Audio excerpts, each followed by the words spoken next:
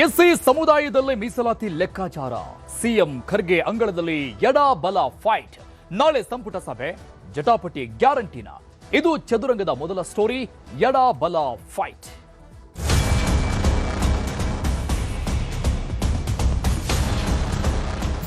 ರಾಜ್ಯದಲ್ಲಿ ಬೆಂಕಿ ಹಚ್ಚುವಂತ ಕೆಲಸ ಮಾಡಿದುಕೊಳ್ತಿದ್ದಾರೆ ರಾಜ್ಯ ಸರ್ಕಾರ. ಇವರೆಲ್ಲರೂ ಸುಮ್ಮನೆ ಅಪಪ್ರಚಾರ ಮಾಡ್ಕೊಂಡು ಹೇಳ್ತಾ ಇದ್ದಾರೆ.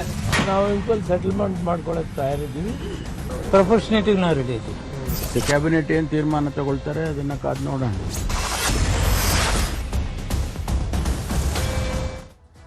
ಒಂದು ಕಡೆ ಎಸ್ಸಿ ಬಲ ಸಮುದಾಯ, ಮತ್ತೊಂದು ಕಡೆ ಎಸ್ಸಿ ಎಡ ಸಮುದಾಯ. ಮೀಸಲಾತಿಗಾಗಿ ಪರಿಶಿಷ್ಟರಲ್ಲೇ ಶುರುವಾಗಿದೆ ಅತಿದೊಡ್ಡ ಜಗಳ. ಎಸ್ಸಿ ಎಡಗೈ ಮತ್ತು ಬಲಗೈ ಸಮುದಾಯಗಳ ಪೈಪೋಟಿ ಶುರುವಾಗಿದೆ. ಒಂದು ಕಡೆ ಒಳ ಮೀಸಲಾತಿ ಘೋಷಣೆ ಆಗಲೇಬೇಕು ಅನ್ನುವಂತ ಪಟ್ಟು, ಮತ್ತೊಂದು ಕಡೆ ಆಸ್ ಇಟ್ ಈಸ್ ಈಗಿರುವಂತಹ ರೀತಿಯಲ್ಲಿ ಅದನ್ನ ಮುಂದುವರಿಸಿ ಅನ್ನುವಂತಹ ವಾದಗಳಾಗ್ತಾ ಇದೆ, ಪ್ರತಿವಾದಗಳು ನಡೀತಾ ಇದೆ. ಈ ವಿಚಾರ ಈಗ ಖರ್ಗೆ ಅಂಗಳಕ್ಕೆ ಬಂದು ನಿಂತ್ಕೊಂಡಿದೆ. ಖರ್ಗೆ ಅಂಗಳಕ್ಕೆ ಚೆಂಡು ಬಂದಿದೆ. ಸಿಎಂಗೆ ಈ ಮೂಲಕವಾಗಿ ಮತ್ತೊಂದು ಅಗ್ನಿ ಪರೀಕ್ಷೆ ಎದುರಾದಂಗೆ ಕಾಣಿಸ್ತಾ ಇದೆ. ಸೊ ಇದರಲ್ಲಿ ಸಿಎಂ ಗೆಲ್ತಾರ ಈ ಅಗ್ನಿ ಪರೀಕ್ಷೆಯಲ್ಲಿ? ಒಳ ಮೀಸಲಾತಿ ವಿಚಾರ ಏನಿದೆ, ಇದು ಬಹಳ ದಿನಗಳಿಂದಲೂ ಕೂಡ ನೆನೆಗುದಿಯಲ್ಲಿ ಇರುವಂಥದ್ದು. ಆದರೆ ಈಗ ಉದ್ಯೋಗ ನೇಮಕಾತಿಯ ವಿಚಾರಕ್ಕೆ ಸಂಬಂಧಪಟ್ಟಂಗೆ ಮತ್ತೆ ಮುನ್ನೆಲೆಗೆ ಬಂದಿದೆ. ರಾಜ್ಯ ಕಾಂಗ್ರೆಸ್ ಸರ್ಕಾರದಲ್ಲಿ ಒಳ ಮೀಸಲಾತಿ ಕಗ್ಗಂಟು ಬಿಗಿ ಆಗ್ತಾ ಹೋಗ್ತಾ ಇದೆ. ಮಲ್ಲಿಕಾರ್ಜುನ ಖರ್ಗೆ ಅವರನ್ನ ಭೇಟಿಯಾದ ನಂತರದಲ್ಲಿ ಪರಮೇಶ್ವರ್ ಅವರ ಮನೆಯಲ್ಲಿ, ಬಲ ಸಮುದಾಯದ ನಾಯಕರು ಅವರ ಮನೆಯಲ್ಲಿ ಸಭೆ ನಡೆಸಲಾಗಿದೆ. ನಾಳೆಯ ಸಂಪುಟ ಸಭೆಯಲ್ಲಿ ಈ ವಿಚಾರಕ್ಕೆ ಸಂಬಂಧಪಟ್ಟಂಗೆ ಏನನ್ನ ಹೇಳಬೇಕು, ನಮ್ಮ ವಾದ ಏನಾಗಿರಬೇಕು ಅನ್ನುವಂಥದ್ದರ ಬಗ್ಗೆ ಚರ್ಚೆಯನ್ನು ಮಾಡಲಾಗಿದೆ. ಸೊ ಹಾಗಾದ್ರೆ ಈ ಫೈಟ್ ಹೇಗೆ ನಡೀತಾ ಇದೆ ಅನ್ನುವಂತಹ ಕಂಪ್ಲೀಟ್ ಡೀಟೇಲ್ಸ್ ಅನ್ನ ನೋಡ್ತಾ ಹೋಗೋಣ. ಹೇಗಿದೆ, ಯಾರ ವಾದ ಹೇಗೆ ನಡೀತಾ ಇದೆ ಅನ್ನುವಂತಹ ಡೀಟೇಲ್ಸ್ಗಳಿದು. ಎಡ ಬಲ ಫೈಟ್ ಹೇಗೆ ನಡೀತಾ ಇದೆ ಅಂತ. ಸೊ 50% ಮೀಸಲಾತಿ ಅಡಿಯಲ್ಲಿ ನೇಮಕಾತಿ ಆಡಳಿತ ಪಕ್ಷದಲ್ಲೇ ಪೈಪೋಟಿ ಶುರುವಾಗಿದೆ. ಯಾವಾಗ ಧಾರವಾಡದಲ್ಲಿ ಅತಿ ದೊಡ್ಡ ಪ್ರತಿಭಟನೆ ನಡೀತೋ ಉದ್ಯೋಗಾಕಾಂಕ್ಷಿಗಳಿಂದ, ಸೊ ಅಲ್ಲಿಂದ ಶುರುವಾಗಿರುವಂತದ್ದು ಒಳ ಮೀಸಲಾತಿ ವಿಚಾರ ಮತ್ತೆ ಮುನ್ನೆಲೆಗೆ ಬಂದಿದೆ. ಇದಕ್ಕೆ ಗವರ್ನರ್ ಅಂಕಿತ ಕೂಡ ಹಾಕಿದ್ರೂ ಕೂಡ, ಆದ್ರೆ ಒಂದಿಷ್ಟು ಕಾನೂನಾತ್ಮಕವಾದಂತಹ ತೊಡಕುಗಳು ಇರೋದ್ರಿಂದ ಈಗ ರಾಜ್ಯ ಕಾಂಗ್ರೆಸ್ನಲ್ಲೇ ಜಟಾಪಟಿ ಗಲಾಟೆ ಶುರುವಾಗಿದೆ. ನಿನ್ನೆ ಸಿಎಂ ಭೇಟಿಯಾಗಿದ್ರು ಎಸ್ಸಿ ಎಡಗೈ ಶಾಸಕರ ಟೀಮೇ ಸಿಎಂ ಸಿದ್ದರಾಮಯ್ಯನವರನ್ನ ಭೇಟಿಯಾಗಿ ಈ ಕುರಿತಂತೆ ಚರ್ಚೆಯನ್ನ ನಡೆಸಲಾಗಿದೆ. ಒಳ ಮೀಸಲಾತಿ ವಿಚಾರಕ್ಕೆ ಸಂಬಂಧಪಟ್ಟಂಗೆ ನಿನ್ನೆ ಸಿಎಂ ಸಿದ್ದರಾಮಯ್ಯನವರ ಸರ್ಕಾರಿ ನಿವಾಸದಲ್ಲಿ ಚರ್ಚೆಯನ್ನ ಮಾಡಲಾಗಿದೆ. ಈ ಒಂದು ವಿಚಾರವನ್ನ ಮುಂದಿಟ್ಟುಕೊಂಡು ಎಸ್ಸಿ ಎಡಗೈ ಶಾಸಕರ ಟೀಮ್ ಹೋಗಿದ್ದು, ಇದೀಗ ಎಐಸಿಸಿ ಅಂಗಳವನ್ನ ತಲುಪಿದೆ. ಒಳ ಮೀಸಲಾತಿಯ ಗೊಂದಲ ಇದು ಕೇವಲ ರಾಜ್ಯಕ್ಕೆ ಸೀಮಿತವಾಗಿ ನಿಂತುಕೊಂಡಿಲ್ಲ, ಕೇಂದ್ರಕ್ಕೂ ಕೂಡ ಮುಟ್ಟಿರುವಂತದ್ದು. ಅಂದ್ರೆ ಕಾಂಗ್ರೆಸ್ನ ಹೈಕಮಾಂಡ್ ಅಂಗಳಕ್ಕೆ ಹೋಗಿ ನಿಂತುಕೊಂಡಿದೆ. ಸೊ ಈ ಬಗ್ಗೆ ಒಂದು ಇತ್ಯರ್ಥ ಆಗಲೇಬೇಕು ಅನ್ನುವಂತ ಅರ್ಥದಲ್ಲಿ ಖರ್ಗೆ ಮನೆಯಲ್ಲಿ ಎಡಗೈ ಬಲಗೈ ಸಮುದಾಯದ ಶಾಸಕರು ಕೂಡ ಮೀಟಿಂಗ್ ನಡೆಸಿದ್ದಾರೆ. ಎರಡೂ ಕಡೆಗಳಲ್ಲೂ ಕೂಡ ಈ ಬಗ್ಗೆ ಪ್ರಮುಖವಾದಂತಹ ಚರ್ಚೆಗಳಾಗಿದೆ. ಬಲಗೈ ಸಮುದಾಯದ ಪ್ರಮುಖ ನಾಯಕರು, ಎಸ್ಸಿ ಎಡಗೈ ಸಮುದಾಯದ ಪ್ರಮುಖ ನಾಯಕರು ಎಲ್ಲರೂ ಸೇರಿ ಚರ್ಚೆಯನ್ನು ನಡೆಸಿದ್ದಾರೆ. ನಾಳೆಯ ಕ್ಯಾಬಿನೆಟ್ನಲ್ಲಿ ನಡೆಯುವ ಒಳ ಮೀಸಲಾತಿ ಕುರಿತ ಚರ್ಚೆ ನಡೆದಿದೆ. ಅಂದ್ರೆ ಅವರವರ ಆಂಗಲ್ ಯಾವ ರೀತಿಯಾಗಿರಬೇಕು ಅನ್ನುವಂತಹ ರೀತಿಯಲ್ಲಿ ಚರ್ಚೆಯನ್ನು ನಡೆಸಲಾಗಿದೆ. ನಾಳೆ ಸಚಿವ ಸಂಪುಟ ಸಭೆಯಲ್ಲಿ ಈ ಬಗ್ಗೆ ಒಂದು ಪ್ರಮುಖವಾದಂತಹ ನಿರ್ಧಾರವನ್ನ ತೆಗೆದುಕೊಳ್ಳುವಂತಹ ಭರವಸೆಯನ್ನ ಸಿಎಂ ಕೊಟ್ಟಿದ್ದಾರೆ. ಸೊ ಹಾಗಾಗಿ ಚರ್ಚೆಯನ್ನ ಇವತ್ತು ನಡೆಸಲಾಗಿದೆ. ನಾಳೆ ಕ್ಯಾಬಿನೆಟ್ನಲ್ಲಿ ಏನ್ ಮಾಡಬಹುದು, ಯಾವ ರೀತಿಯಾಗಿ ನಾವು ವಾದ ಮಂಡಿಸಬಹುದು, ನಮ್ಮ ಆಂಗಲ್ ಏನಾಗಿರಬೇಕು ಅಂತ ಸುದೀರ್ಘ ಸಮಯಗಳ ಕಾಲ ಎರಡೂ ಕಡೆ ಶಾಸಕರಿಂದಲೂ ಕೂಡ ಮನವರಿಕೆ ಆಗಿದೆ ಸಿಎಂ ಸಿದ್ದರಾಮಯ್ಯನವರಿಗೆ. ಅಂದ್ರೆ ಜಾಸ್ತಿ ಮಾಡಿದ್ರೆ ಏನಾಗುತ್ತೆ, ಮಾಡೋಕೆ ತೊಡಕುಗಳು ಇರೋದೇನು, ಇರುವಂತಹ ಒಳ ಮೀಸಲಾತಿಯನ್ನ ವರ್ಗೀಕರಣ ಮಾಡಿ, ಅಂದ್ರೆ ಅದನ್ನು ಒಡೆದು ಹಾಕಿದ್ರೆ ಏನಾಗುತ್ತೆ, ಈ ರೀತಿಯಾದಂತಹ ಇತ್ಯಾದಿ ಚರ್ಚೆಗಳು ನಡೆದಿದೆ. ಸೊ ಮೀಸಲಾತಿ ಗೊಂದಲ, ಸಮುದಾಯದ ಬೇಡಿಕೆಗಳ ಬಗ್ಗೆ ಮನವರಿಕೆ ಮಾಡಿಕೊಡಲಾಗಿದೆ. ಎಷ್ಟೆಷ್ಟು ಜನಸಂಖ್ಯೆ ಇದೆ, ಸೊ ಎಡಗೈ ಒಳ ಮೀಸಲಾತಿ ಇರುವಂಥದ್ದು, ಬಲಗೈ ಸಮುದಾಯದ ಮೀಸಲಾತಿ ಎಷ್ಟಿದೆ, ಅದನ್ನ ಒಡೆದು ಹಾಕಿದ್ರೆ ಆ ಸಮುದಾಯಗಳಿಗೆ ಇರುವಂತಹ ಬೇಡಿಕೆಗಳು ಎಷ್ಟರ ಮಟ್ಟಿಗೆ ಪರ್ಸೆಂಟೇಜ್ ಲೆಕ್ಕದಲ್ಲಿ ಕೊಡಬೇಕಾಗುತ್ತೆ. ಈ ಎಲ್ಲ ಚರ್ಚೆಗಳನ್ನು ಕೂಡ ನಡೆಸಲಾಗಿದೆ. ಸಮುದಾಯದ ವಿಚಾರಗಳನ್ನು ಕೂಡ ಮುಂದಿಟ್ಕೊಂಡು ಸಿಎಂ ಸಿದ್ದರಾಮಯ್ಯನವರಿಗೆ ಸಲಹೆ ಸೂಚನೆ ನೀಡುವಂತೆ ಮನವಿಯನ್ನ ಮಾಡಲಾಗಿದೆ. ಸೊ ಇದಕ್ಕೆ ಯಾರೆಲ್ಲ ಈಗ ಬಿಗಿಪಟ್ಟನ್ನ ಹಿಡಿದುಕೊಂಡು ಕುಳಿತಿದ್ದಾರೆ ಎಡಗೈ ಮತ್ತು ಬಲಗೈ ಸಮುದಾಯಗಳಲ್ಲಿ ಪ್ರಮುಖ ನಾಯಕರು, ಸೊ ಈ ಬಗ್ಗೆ ಅವರಿಗೊಂದು ಕ್ಲಾರಿಟಿಯನ್ನ ಸಿಎಂ ಅವರೇ ಕೊಡಬೇಕು ಅನ್ನುವಂತಹ ಮನವಿಯನ್ನ, ಬೇಡಿಕೆಯನ್ನ ಇಡಲಾಗಿದೆ. ಸೊ ಬಲಗೈ ಬಲ ಏನು, ಬಲಗೈ ಸಮುದಾಯದ ಪ್ರಮುಖ ನಾಯಕರು ಯಾರ್ಯಾರು? ಡಾಕ್ಟರ್ ಜಿ ಪರಮೇಶ್ವರ್ ಅವರು ಮತ್ತು ಡಾಕ್ಟರ್ HC ಮಹದೇವಪ್ಪನವರು ಬಲಗೈ ಸಮುದಾಯದ ಪ್ರಮುಖ ನಾಯಕರಾಗಿದ್ರೆ, ಮತ್ತೊಂದು ಕಡೆ ಎಡಗೈ ಸಮುದಾಯದ ಪ್ರಮುಖ ನಾಯಕರುಗಳು KH ಮುನಿಯಪ್ಪ, RB ತಿಮ್ಮಾಪುರ ಮತ್ತು H Anjaneya, BN Chandrappa. So ಈ ರೀತಿಯಾಗಿ ನಿಯೋಗಗಳು ರೆಡಿ ಆಗಿಬಿಟ್ಟಿದ್ದಾವೆ. ಒಳ ಮೀಸಲಾತಿ ವಿಚಾರಕ್ಕೆ ಸಂಬಂಧಪಟ್ಟಂಗೆ ಅವರವರ ಸಮುದಾಯವಾರು ಅವರವರ ವಾದ ಮಂಡನೆ ಆಗ್ತಾ ಇದೆ. ಸೊ ಎಲ್ಲ ನಾಯಕರ ಬಳಗ ಟೀಮ್ ಏನಿದೆ, ಸಿಎಂ ಸಿದ್ದರಾಮಯ್ಯನವರನ್ನ ಭೇಟಿಯಾಗಿ ಬಹಳಷ್ಟು ಮಹತ್ವವಾದಂತಹ ವಿಚಾರಗಳನ್ನ ಒಳ ಮೀಸಲಾತಿ ವಿಚಾರಕ್ಕೆ ಸಂಬಂಧಪಟ್ಟಂಗೆ ಚರ್ಚೆಯನ್ನ ನಡೆಸಿದ್ದಾರೆ. ಸೊ ಇದು ಬಲಾಬಲ, ಎಡಗೈ ಸಮುದಾಯದ ನಾಯಕರುಗಳ ಬಲ ಇದು, ಬಲಗೈ ಸಮುದಾಯದ ನಾಯಕರುಗಳ ಬಲ ಇದು. ಸೊ ಇವರು ತಮ್ಮ ತಮ್ಮ ಸಮುದಾಯವಾರು ತಮ್ಮ ವಾದವನ್ನ ಸಿಎಂ ಮುಂದಿಟ್ಟಿದ್ದಾರೆ. HC ಮಹದೇವಪ್ಪನವರು ಈ ವಿಚಾರಕ್ಕೆ ಸಂಬಂಧಪಟ್ಟಂಗೆ ಮೊನ್ನೆ ಮಾತನಾಡಿದ್ರು. ಇನ್ನು ನಿನ್ನೆ KH ಮುನಿಯಪ್ಪನವರು ಮಾತನಾಡಿರುವಂತಹ ವಿಚಾರಕ್ಕೆ ಸಂಬಂಧಪಟ್ಟಂಗೆ, ಅಂದ್ರೆ ಸಿಎಂ ಅವರನ್ನ ಭೇಟಿ ಆದ್ಮೇಲೆ ಅವರು ಕೊಟ್ಟಂತಹ ಹೇಳಿಕೆ ಇದೆಲ್ಲ, ಅದು ಸಹಜವಾಗಿ ಗೊಂದಲಕ್ಕೆ ಕೂಡ ಕಾರಣ ಆಗಿತ್ತು. ಸೊ ಅದು ಹೇಗೆ ಮಾಡೋಕ್ ಸಾಧ್ಯ? ನನಗೆ ಆಶ್ಚರ್ಯ ಆಗ್ತಾ ಇದೆ. ಒಳ ಮೀಸಲಾತಿಯನ್ನ ಡಿಕ್ಲೇರ್ ಮಾಡ್ದೇನೆ ನೀವು ಯಾವ ರೀತಿಯಾಗಿ ಉದ್ಯೋಗಾಕಾಂಕ್ಷಿಗಳಿಗೆ ಭರವಸೆಯನ್ನ ಕೊಟ್ಬಿಟ್ರಿ, ನೇಮಕಾತಿಯನ್ನ ಪ್ರೊಸೆಸ್ ಹೇಗೆ ನಡೀತಾ ಇದೆ, ಅದಕ್ಕೆ ಮುಂದಾಗಿರೋದು ನನಗೆ ಬಹಳಷ್ಟು ಆಶ್ಚರ್ಯ ತಂದ್ಬಿಟ್ಟಿದೆ ಅಂತ ಹೇಳಿದ್ರು ಮುನಿಯಪ್ಪನವರು.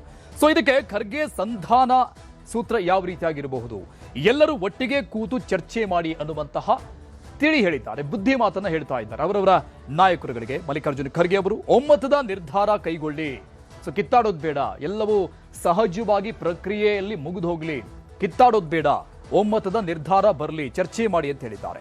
ಯಾರಿಗೂ ಅನ್ಯಾಯ ಆಗೋದು ಬೇಡ, ಅವರವರ ಸಮುದಾಯದ ಪರವಾಗಿ ಅವರೊಬ್ಬರು ವಕಾಲತ್ತನ್ನು ಮಾಡ್ತಾ ಇದ್ದಾರೆ, ಎಡಗೈ ಸಮುದಾಯ ಮತ್ತು ಬಲಗೈ ಸಮುದಾಯದ ಪ್ರಮುಖ ನಾಯಕರುಗಳು. ಸೊ ಹಾಗಾಗಿ ಅನ್ಯಾಯ ಯಾರಿಗೂ ಆಗೋಕ್ ಬೇಡ, ಈ ಬಗ್ಗೆ ಎಲ್ಲರೂ ಕುಳಿತುಕೊಂಡು ಸಮಾಧಾನವಾಗಿ ಚರ್ಚೆ ಮಾಡಿ ಅಂತ ಹೇಳಿದ್ದಾರೆ. ಸೊ ನಾನು ಕೂಡ ಸಿಎಂಗೆ ಹೇಳ್ತೇನೆ, ಈ ಬಗ್ಗೆ ಪರಿಶೀಲನೆ ಮಾಡಿ, ಚರ್ಚೆ ಮಾಡಿ, ಯೋಚನೆ ಮಾಡಿ ನಿರ್ಧಾರವನ್ನ ತೆಗೆದುಕೊಳ್ಳೋದಕ್ಕೆ ಸಿಎಂ ಸಿದ್ದರಾಮಯ್ಯನವರಿಗೆ ನಾನು ಕೂಡ ಸಲಹೆ ಕೊಡ್ತೀನಿ, ಹೇಳ್ತೀನಿ ಅಂತ ಹೇಳಿದ್ದಾರೆ. ಸೊ ಎಲ್ಲರೂ ಒಟ್ಟಾಗಿರಬೇಕು, ಸಮಾನಾಗಿ ಹಂಚಬೇಕು, ಯಾವುದೇ ಸಮುದಾಯಗಳಿಗೂ ಕೂಡ ಇಲ್ಲಿ ಅನ್ಯಾಯ ಆಗೋದಕ್ಕೆ ಬಿಡಬಾರದು, ನಾವು ಕೂಡ ಬಿಡೋದಿಲ್ಲ, ಆ ನಿಟ್ಟಿನಲ್ಲೇ ಕ್ರಮ ಆಗಬೇಕು ಅಂತ ಸಿಎಂ ಅವರಿಗೆ ನಾನು ಸೂಚನೆ ಕೊಡ್ತೀನಿ, ನಾನು ಕೂಡ ಈ ಬಗ್ಗೆ ಚರ್ಚೆ ಮಾಡ್ತೀನಿ ಅಂತ ಮಲ್ಲಿಕಾರ್ಜುನ ಖರ್ಗೆ ಅವರು ಸಂಧಾನ ಸೂತ್ರವನ್ನ ಹೆಣಿತಾ ಇದ್ದಾರೆ. ಬಟ್ ಇದು ಎಷ್ಟರ ಮಟ್ಟಿಗೆ ವರ್ಕ್ ಆಗುತ್ತೆ ಅನ್ನೋದು ನೋಡಬೇಕು.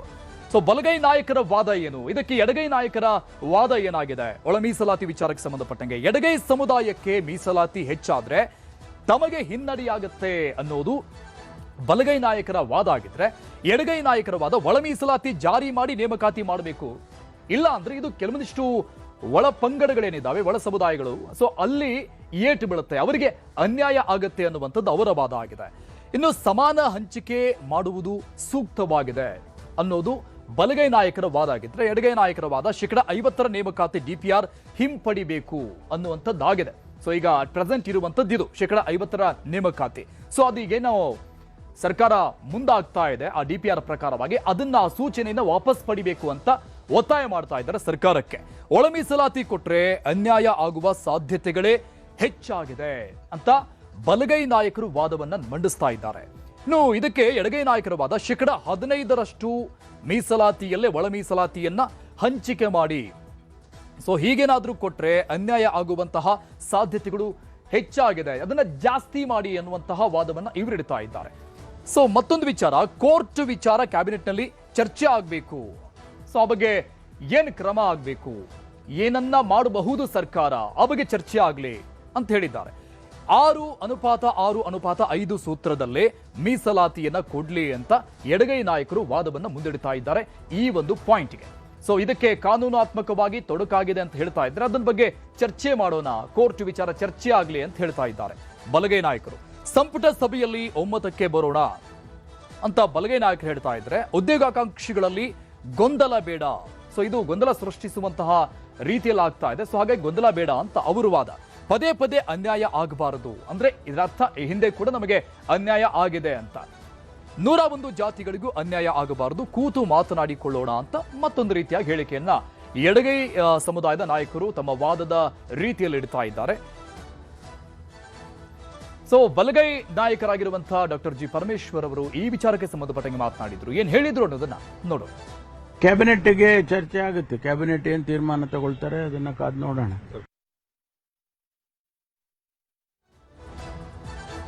ಖರ್ಗೆಜಿಯವರು ಈ ವಿಷಯ ಎಲ್ಲ ಒಟ್ಟಿಗೆ ಸೇರಿ ಅಮಿಕಬಲ್ ಆಗಿ ಸೆಟಲ್ಮೆಂಟ್ ಮಾಡ್ಕೊಳ್ಳಿ, ಯಾರಿಗೂ ಅನ್ಯಾಯ ಆಗೋದು ಬೇಡ ಅನ್ನೋ ಮಾತನ್ನು ಹೇಳಿದ್ದಾರೆ. ನಾನು ಕೂಡ ಹೇಳ್ತೀನಿ ಅಂತೇಳಿ ಹೇಳಿದ್ದಾರೆ.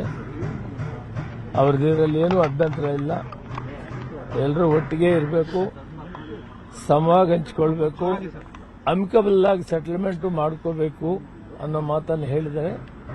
ಅದಕ್ಕೆ ನಾವು ಕೂಡ ಸಮ್ಮತಿ ಕೊಟ್ಟಿದ್ದೀವಿ. ನಾವು ಇಂಕ್ವಲ್ ಸೆಟಲ್ಮೆಂಟ್ ಮಾಡ್ಕೊಳ್ಳೋಕೆ ತಯಾರಿದ್ದೀವಿ. 101 ಜಾತಿಯಲ್ಲಿ ಯಾವುದಕ್ಕೂ ಅನ್ಯಾಯ ಆಗಬಾರ್ದು ಅನ್ನೋ ವಾದದಲ್ಲೇ ನಾನು ಮೊದಲು ನಿಂತಿದ್ದೀನಿ. ನಾವೆಲ್ಲ ಅದರಲ್ಲೇ ಇದ್ದೀವಿ. ಪ್ರಪೋರ್ಷನೇಟಿಗೆ ನಾವು ರೆಡಿ ಇದ್ದೀವಿ. ಈಗ ಅಬ್ಜೆಕ್ಷನ್ ಏನು ಸರ್? No objection. ಈಗ ಖರ್ಗೆ ಅವ್ರ ಭೇಟಿ ಬಳಿಕ ಗೊಂದಲ ಬಗೆಹರಿತೈತೆ ಅನ್ನೋ ವಿಶ್ವಾಸ ಇದೆಯಾ ಅಂತ? ನಮ್ಮ ನಾಯಕರಿಗೆ ನಾವು ವಿಷಯಗಳನ್ನು ತಿಳಿಸಬೇಕಾದದ್ದು ನಮ್ಮ ಕರ್ತವ್ಯ. ನಾಯಕರಿಗೆ ತಿಳಿಸಿದ್ದೀವಿ.